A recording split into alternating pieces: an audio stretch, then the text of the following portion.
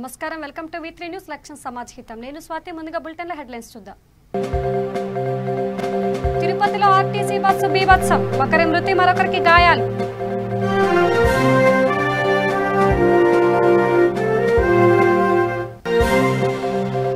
Fake ట్వీట్లపై TDP నేత Lokesh మండిపాటు YCP ఇంతకు మించి వేరే పని లేదంటూ ఎద్దేవా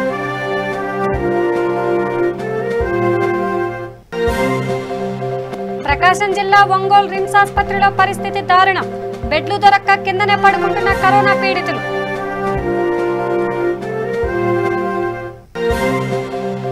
కడప జిల్లా సిద్ధవటంలో రోడ్డు ప్రమాదం ద్విచక్ర వాహనం పెట్రోల్ ట్యాంకర్ ఢీ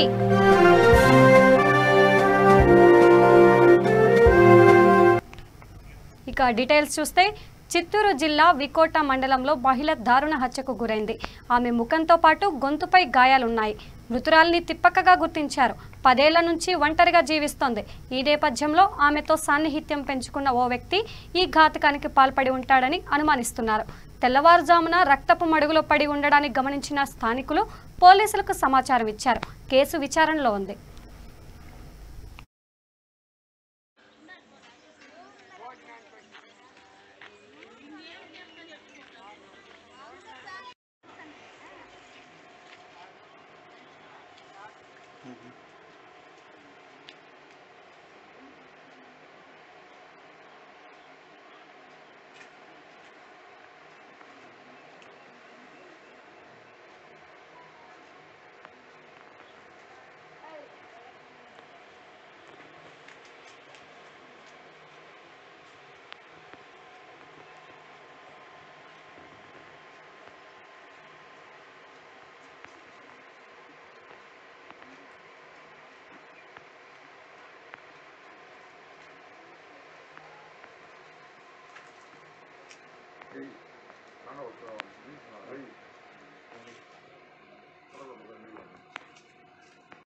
నేను అందుకే అందరూ ఇట్లా తొలమేది నేను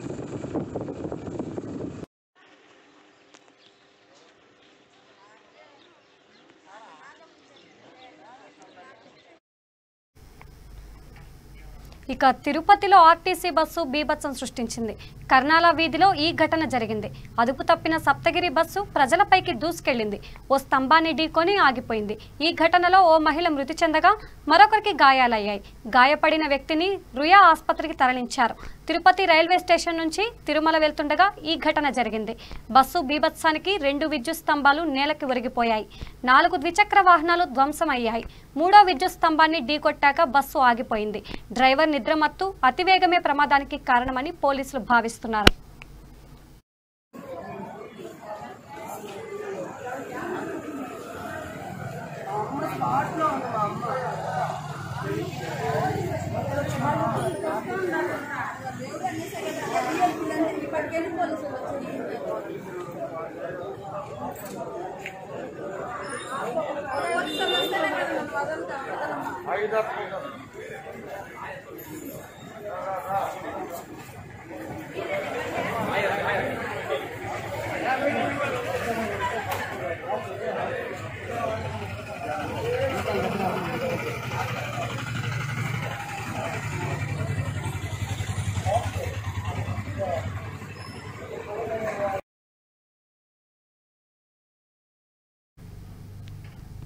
ఇక కడప జిల్లా రాజంపేట నియోజకవర్గం సిద్ధవటంలో రోడ్డు ప్రమాదం జరిగింది 11వ ఏపీఎస్సీ బెటాలియన్ సమీపంలో ద్విచక్ర వాహనంపై వెళ్తున్న యువకుడికి పెట్రోల్ ట్యాంకర్ ఢీకొంది ఈ ఘటనలో బోనా శివ అనే యువకుడు మరణించాడు ఈ విషయాన్ని ఏఎస్ఐ శ్రీనివాసులు వెల్లడించారు వివరాలిలా ఉన్నాయి తిరుచానూరు వాసి శివ తిరుపతి నుంచి బెద్వేలుకు పని మీద వచ్చాడు పని ముగిశాక తన వాహనంపై తిరిగి స్వగ్రామానికి బయలుదేరాడు బెటాలియన్ సమీపంలోని ప్రధాన మలుపు వద్దకు రాగానే పెట్రోల్ ట్యాంకర్ శివ వాహనాన్ని ఢీకొంది దీంతో బెంబేలెత్తిన పెట్రోల్ ట్యాంకర్ పరారయ్యాడు పోలీసులు కేసు దర్యాప్తు చేస్తున్నారు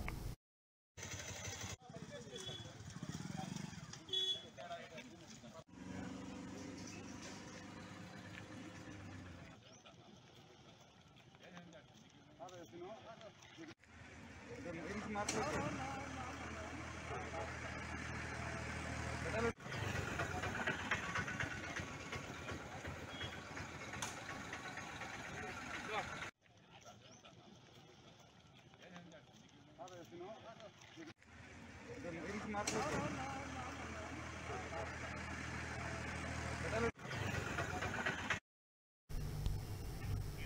ఇక కోవిడ్ పీడితులకు నిరంతరం సేవలు అందించేందుకు అన్ని ప్రభుత్వ ప్రైవేట్ ఆసుపత్రుల్లో హెల్ప్ డెస్కులను ఏర్పాటు చేయాలని ఎక్సైజ్ మంత్రి నారాయణ స్వామి ఆదేశించారు.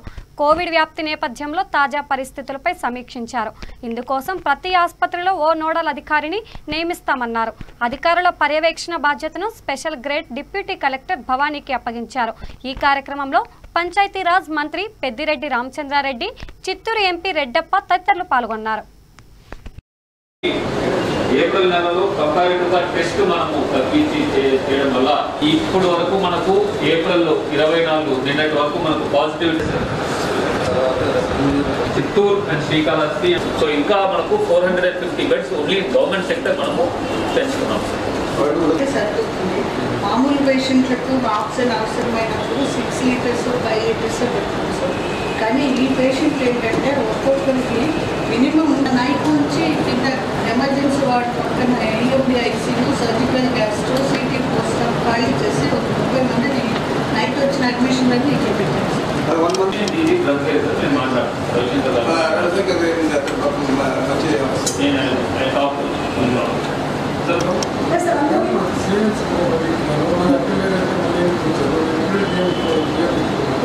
అంటే ఆర్టిఫిషియల్ మన స్కాసిటీ అది ఏదైనా ఉంటే కలెక్టర్ గారికి చెప్తాను. అంటే ఎక్కువ ఉంది, మిగతా అంతా ఇప్పుడు చూస్తూ ఉంటారు కదా, అంటే 2% ఉండదు. ఇవ్వడం జరిగింది సార్. ఆల్రెడీ ప్రతి హాస్పిటల్కి nodal officer sir, district level officer కానీ 1300 బెడ్లు ఉన్నాయి సార్. విష్ణు నివాసంలో 900 బెడ్లు, ఆర్బీఎస్ హాస్పిటల్ 200 సార్, శ్రీనివాసంలో 1200 బెడ్లు సార్, 3800 చిత్తూరు కోవిడ్ కేర్ పెట్టేసాను సార్ కాలేజ్ నగరంలో. అది ఒకటి sir. S and tribal welfare boys hostel Madanapalle, అదే నేను చెప్తున్నాను మదనపల్లిలో. ల్యాబ్ ఫెసిలిటీస్ సార్ మనకి ఇక్కడ మనకు మెయిన్గా మనకు ఎక్కువ టెస్టులు సంఖ్య చేసేది స్విమ్స్ అండ్ ఎస్వీఆర్లో ప్రస్తుతం ఉన్న కెపాసిటీ మనకు 6000 టెస్ట్ వాళ్ళు చేయగలుగుతున్నారు సార్. మనకు అది ఇక్కడ అవసరం ఫాస్ట్.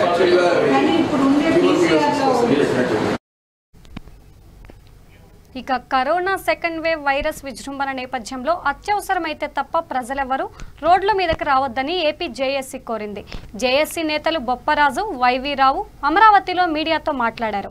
ఉద్యోగులు, వారి కుటుంబ సభ్యుల ఆరోగ్య భద్రత కోసం ప్రభుత్వం ప్రత్యేక చర్యలు తీసుకోవాలన్నారు. ఉద్యోగులు తమ ప్రాణాలను సైతం పణంగా పెట్టి కరోనా వైరస్ నియంత్రణకు చేస్తున్న కృషి అభినందనీయమన్నారు. కార్యక్రమంలో ఏపీ జేఏసీ కోశాధికారి మురళీకృష్ణ నాయుడు, డిప్యూటీ కలెక్టర్లు, సంఘం రాష్ట్ర ఉపాధ్యక్షుడు కేశవనాయుడు తదితరులు పాల్గొన్నారు. అదేవిధంగా రాష్ట్ర ప్రభుత్వ ఉద్యోగులు గత మొదటి వేవ్ కరోనా నుంచి అంటే గత సంవత్సరం నుంచి ఈ రోజు వరకు కూడా ఎంప్లాయీస్ హెల్త్ కార్డు కింద వారికి వైద్యం నిరాకరించినందువల్ల వారి సొంత డబ్బులు లక్షలాది రూపాయల ఖర్చు పెట్టుకొని అల్లాడిపోతున్నారు ఆ బిల్లులు తిరిగి చెల్లింపు లేక. కాబట్టి రాష్ట్ర ప్రభుత్వం దగ్గర పెండింగ్ లో ఉన్నటువంటి లక్షలాది రూపాయల ఉద్యోగులకు సంబంధించినటువంటి రీయింబర్స్మెంట్, మెడికల్ రీయింబర్స్మెంట్ బిల్లులని తక్షణమే ప్రభుత్వం విడుదల చేయాలి. అదేవిధంగా కరోనా కోసం ప్రత్యేకంగా ఏదైతే వాళ్ళు ఆసుపత్రుల్లో ఎంప్లాయీస్ హెల్త్ స్కీమ్ కింద కార్డును అలౌ చేయరో వారి సొంత డబ్బులు ఖర్చు పెట్టుకున్నప్పుడు ఎంతైతే ఖర్చు పెట్టారో అంతే మొత్తాన్ని మెడికల్ రీయింబర్స్మెంట్ కింద చెల్లించే విధంగా రాష్ట్ర ప్రభుత్వం తక్షణమే ఉత్తర్వులు ఇవ్వాలని ప్రభుత్వాన్ని కోరుతా ఉన్నాం. ఈరోజు ప్రభుత్వం దేశంలో ఉన్నటువంటి నాయకులందరూ దాదాపుగా చేతులు ఎత్తేశారు. అటువంటి నేపథ్యంలో ఈరోజు 18 సంవత్సరాల నుంచి 45 సంవత్సరాల్లో ఉన్నటువంటి ప్రజలకి వారందరికీ కూడా ఉచితంగా వ్యాక్సిన్ ఇస్తామని చెప్పి గౌరవ ముఖ్యమంత్రి గారు ఆలోచన ఏపీ జేఏసీ అమరావతి పక్షాన వారిని అభినందిస్తున్నాము. ఇది చాలా మంచి సుపరిణామం.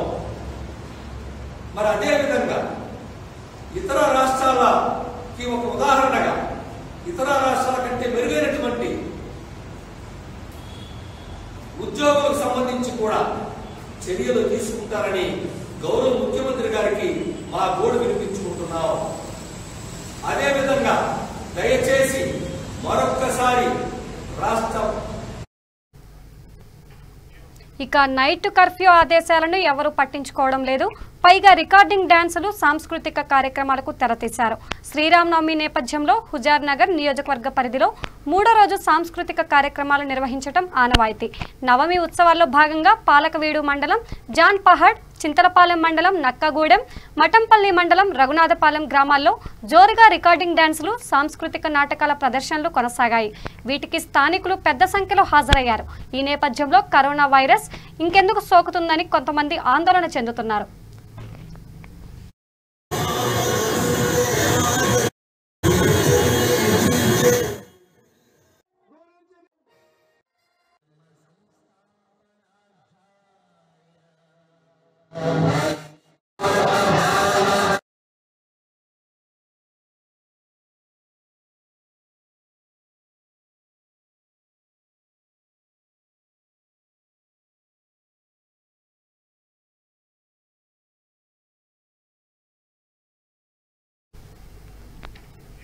ఇక కరోనా తీవ్రత నేపథ్యంలో అన్ని కార్యక్రమాలకు తెరపడుతోంది.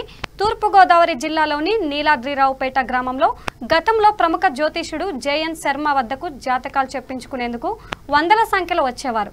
పోలవరం కాలువగట్టుపై వెలసిన నవదుర్గ అమ్మవారి ఆలయం సమీపంలో శర్మ జాతకాలు చెప్పేవారు. కరోనా కేసులు పెరుగుతుండటంతో కొద్ది మందిని మాత్రమే ఇందుకు అనుమతిస్తున్నారు. కోవిడ్ నిబంధనల మేరకు రోజుకు 10 నుంచి 15 మంది మాత్రమే అనుమతిస్తున్నారు.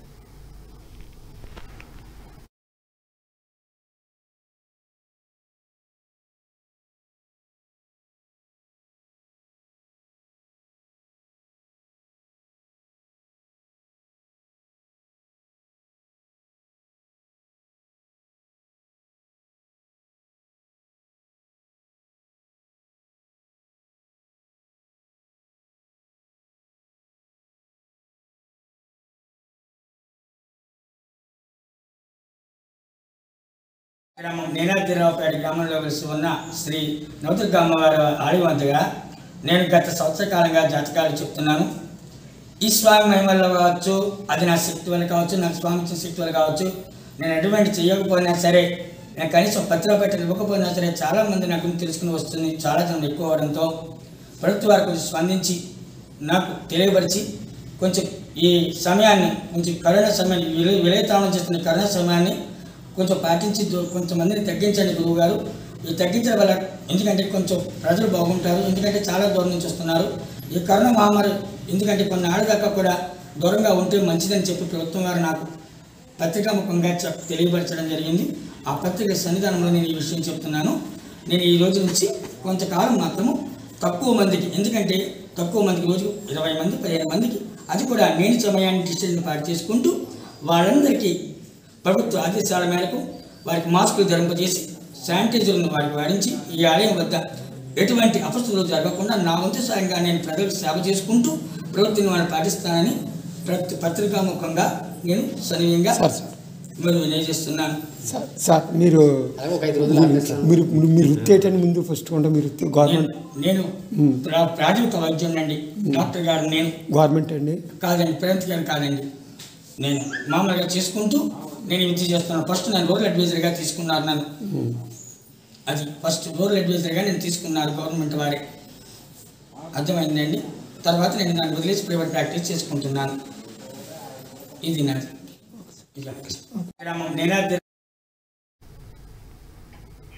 ఇక తూర్పుగోదావరి జిల్లా రాజమహేంద్రవరం కంబాల చెరువు ప్రాంతంలో లాక్డౌన్ విధించారు. రాత్రి 10 గంటల నుంచి ఉదయం 5 గంటల వరకు ఎవరిని బయటికి అనుమతించడం లేదు. నిబంధనలకు విరుద్ధంగా ఎవరైనా వ్యవహరిస్తే జరిమానా విధిస్తామని పోలీసులు హెచ్చరించారు. దుకాణదారులకు సమయపాలన తప్పనిసరి అన్నారు.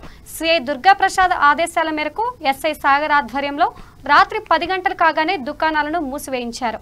కార్యక్రమంలో సాగర్ బాబు, సిబ్బంది పాల్గొన్నారు.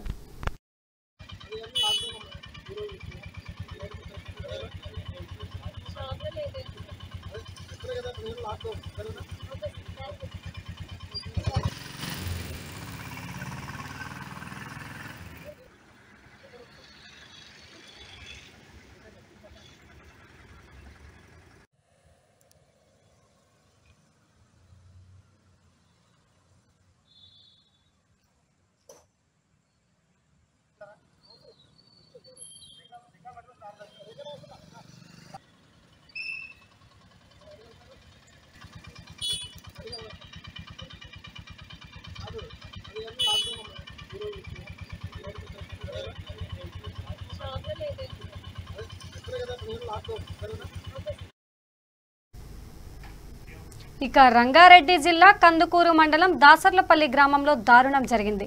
కట్టుకున్న భార్యను భర్త హత్య చేశాడు. దాసర్లపల్లికి చెందిన మహేందర్ భర్త సరమ్మల మధ్య కొంతకాలంగా వివాదాలు కొనసాగుతున్నాయి. ఈ నేపథ్యంలో గొడ్డలితో దాడి చేశాడు. దీంతో ఆమె అక్కడికక్కడే ప్రాణాలు విడిచింది. ఈ సమాచారం అందడంతో కందుకూరు పోలీసులు ఘటనా స్థలానికి చేరుకొని మృతదేహాన్ని ఉస్మానియా ఆసుపత్రికి తరలించారు. నిందితుడు మహేందర్ కోసం పోలీసులు గాలిస్తున్నారు.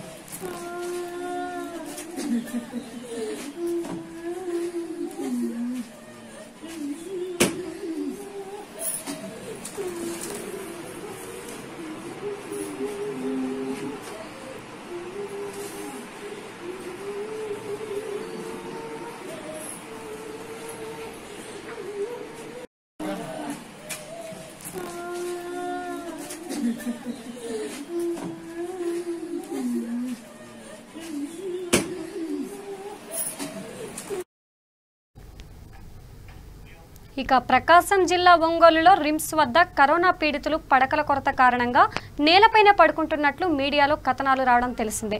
దీనిపై స్పందించిన ఏపీ వైద్య ఆరోగ్య శాఖ మంత్రి ఆళ్ల నాని ప్రకాశం జిల్లా వైద్య శాఖ అధికారులకు ఫోన్ చేశారు. జిల్లా డిఎం అండ్ హెచ్ఓ రిమ్స్ సూపరింటెండెంట్లతో మాట్లాడి పరిస్థితులపై ఆరా తీశారు. దీనిపై రిమ్స్ సూపరింటెండెంట్ మంత్రికి వివరణ ఇచ్చారు. రిమ్స్లో 1126 బెడ్లు ఉన్నాయని 950 మంది కరోనా రోగులకు చికిత్స జరుగుతోందని తెలిపారు. నాన్ కోవిడ్ పేషెంట్లకు ఇతర వైద్య సదుపాయాలు అందుబాటులో ఉన్నాయని వివరించారు.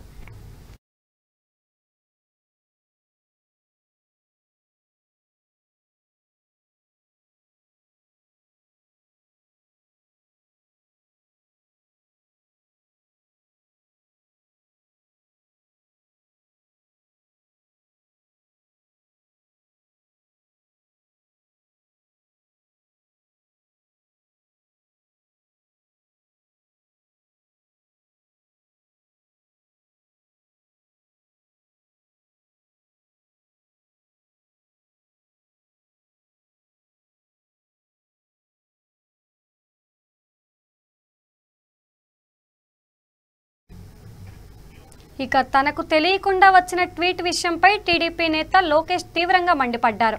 వివరాలు ఇలా ఉన్నాయి. ఏపీలో మే 1 నుంచి 18 ఏళ్లకు పైబడిన వారికి ఉచితంగా కరోనా వ్యాక్సిన్ అందించాలని సీఎం జగన్ నిర్ణయించడం తెలిసిందే. అయితే సీఎం నిర్ణయాన్ని లోకేష్ వ్యతిరేకిస్తున్నట్లుగా ఉన్న ఓ ట్వీట్ సోషల్ మీడియాలో దర్శనమిచ్చింది. ప్రజలకు ఉచితంగా వ్యాక్సిన్ ఇవ్వాలన్న సీఎం జగన్ నిర్ణయం మూర్ఖత్వానికి పరాకాష్ట అని, 400 రూపాయలు ఖర్చు చేసి ప్రజలను వ్యాక్సిన్ కొనుగోలు చేయనివ్వకుండా వారిని సోమరిపోతులను చేస్తున్నారని లోకేష్ వ్యాఖ్యానించినట్లు ఆ ట్వీట్లో పేర్కొన్నారు. దీనిపై లోకేష్ తీవ్ర స్థాయిలో స్పందించారు. జగన్ వేసే ముష్టి కోసం కొంతమంది ఎంతకైనా దిగజారుతారన్నారు. ఫేక్ ట్వీట్లు వేసుకొని సంబరపట్టమే వైసీపీ పని అంటూ ఎద్దేవా చేశారు. పారాసెటమాల్, బ్లీచింగ్ పౌడర్తో కరోనా చచ్చిపోతుందన్న జగన్ మాటలు విని ప్రపంచమంతా నవ్వుకుంటుందంటూ ఎద్దేవా చేశారు. ఇప్పటికైనా ఫేక్ ట్వీట్లు మానుకొని ప్రజల ప్రాణాలు కాపాడాలంటూ లోకేష్ ట్విట్టర్లో ప్రతిస్పందించారు.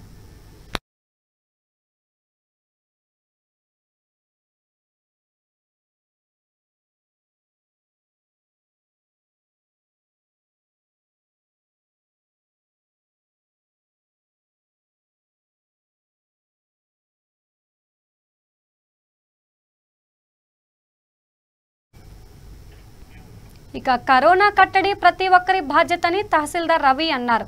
కరోనాపై అధికారులు అవగాహన కల్పించినప్పటికీ ప్రజల తీరులో మార్పు రాకపోవడం దారుణమన్నారు. చిత్తూరు జిల్లా పలమనేరు నియోజకవర్గం వికోట మండల కేంద్రంలో ఆయన మీడియాతో మాట్లాడారు. ప్రజల ప్రాణ రక్షణే ధ్యేయంగా ప్రభుత్వం పనిచేస్తుందన్నారు. ప్రతి ఒక్కరూ విధిగా మాస్కులు ధరించాలన్నారు. కరోనా నిబంధనలను తప్పనిసరిగా పాటించాలన్నారు. ఆరోగ్యకరమైన జీవన విధానం ఉత్తమమన్నారు. నేను వికోట మండల తహసీల్దార్ను. తీవ్రమవుతున్న ఈ కరోనా పరిస్థితుల్లో మీ అందరికీ ఒక ముఖ్యమైన సమాచారం ఇవ్వాలనే ఉద్దేశంతో ఈ వీడియో చేయడం జరుగుతుంది. ఇన్నాళ్ళు కూడా మనం అనుకుంటున్నట్టుగా వైరస్ పరిస్థితి ప్రభావం తీవ్రత చాలా తక్కువగా ఉందనుకున్నాము. కానీ దాని ప్రభావం చాలా తీవ్రంగా ఉండేదానివల్ల ఈ మధ్యకాలంలో దాదాపు 30 ఏళ్ల వయసులో ఉండేవాళ్ళు, డాక్టర్సు, బాగా ప్రతిరోజు వ్యాయామం చేస్తుండే వాళ్ళు కూడా చనిపోతూ వస్తున్నది మనం గమనిస్తున్నాం. దీంతో ఈ కరోనా తీవ్రత ఎంత ఉధృతంగా ఉందని మనకు తెలుస్తుంది. వికోట మండలంలోని నా ప్రజలందరికీ నా విజ్ఞప్తి ఏమంటే దయచేసి ప్రతి ఒక్కరు కూడా మాస్క్ ధరించండి. ప్రతి 1 గంటకు ఒకసారి చేతులు శానిటైజ్ చేసుకోండి. దయచేసి అందరూ కూడా భౌతిక దూరాన్ని పాటించండి. మీరు అత్యవసర పరిస్థితుల్లో, విధి లేని పరిస్థితుల్లో మాత్రమే ఇంటి నుంచి బయట వస్తే బాగుంటుంది. దాని ద్వారా మీరు, మీ ఇంట్లో చిన్నపిల్లలు, ముసలోళ్ళు ఇంకా కూడా ఆరోగ్యంగా ఉంటారు. లేదంటే మీ ద్వారానే వాళ్ళకు వైరస్ వస్తుంది. దాని ద్వారా ఆ వైరస్ని బారిన పడి వారు నరకయాతన అనుభవించే పరిస్థితి ఉంది. నేను ఒకటి చెప్పదలుచుకున్నాను. ఇంతకంటే ఎక్కువ సమాచారమే అవసరం లేదు వైరస్ గురించి. మీ కంటికి కనిపించే వాళ్ళందరూ కూడా వైరస్ క్యారియర్సే. మీ బంధువులైనా, మీ ఫ్రెండ్స్ అయినా, మీ స్నేహితులైనా, మీ ఇంట్లో మనుషులైనా కూడా సరే, వాళ్ళు మీకు కరోనా వ్యాప్తి చేసేవాళ్ళే. కాబట్టి మీరు ఎంత దూరంగా, అందరికీ దూరంగా ఉంటే అంత మంచిది. మీ కంటికి కనిపించే వాళ్ళందరూ కూడా వైరస్ మీకు వ్యాప్తి చేసేవాళ్ళు అంటే మీతో ఎంత జాగ్రత్తగా ఉండాలో అంత జాగ్రత్తగా ఉండాలి. ధన్యవాదాలు. నా పేరు రవి. నేను వికోట మండల తహసీల్దార్ను. తీవ్రమవుతున్న ఈ కరోనా. బులెటిన్ ముగించే ముందు హెడ్లైన్స్ మరోసారి చూద్దాం. ఫేక్ ట్వీట్లపై టీడీపీ నేత లోకేష్ మండిపాటు. వైసీపీ ఇంతకు మించి వేరే పని లేదంటూ ఎద్దేవా.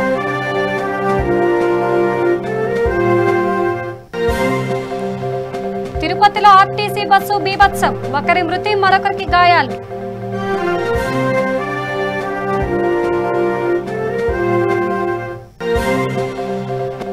ప్రకాశం జిల్లా ఒంగోలు రిమ్స్ ఆసుపత్రిలో పరిస్థితి దారుణం. బెడ్లు దొరక్క కిందనే పడుకుంటున్న కరోనా పీడితులు.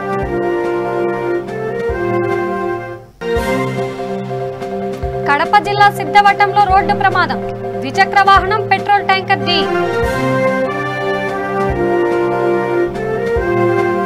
ఇవి బులెటిన్ అప్డేట్స్. చూస్తూనే ఉండండి V3 న్యూస్. లక్ష్యం సమాజ హితం.